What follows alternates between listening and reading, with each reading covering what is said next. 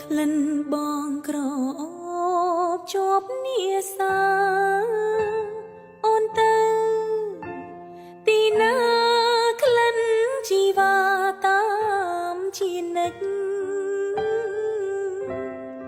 តួយ៉ាងណាក៏ធីតាមិនភ្លេចពេលប្រឡែងអោបក្ដិចថាក្រញិចញីញងគេសា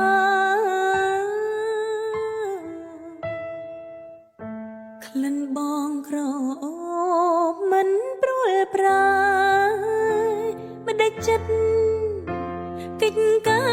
យបាយប្រែប្រួលពីស្នេហាធ្វើឲ្យអូនយល់តែទឹកនេត្រាស្ដាយក្លិនជាប់នាសាក្លិនប្រហាចិនដាដែលស្មោះគ្មានបរោះណាល្អជាងបងទេសំដីនេះមែក៏សែនពីរួង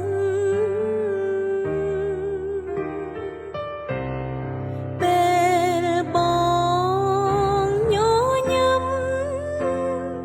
ភាំងបប្រឹមសែនស្រងដំណាសំឥតខ្ចង់ល្អໄວគ្មានតងត្រង់ណាឯងលើក្លិនឃ្លៀតពីអូនហើយក្លិនមៀងអូនអើយអើយត្រានត្រាយកាយទុកខាបើប្រសិនជាក្លិនវែ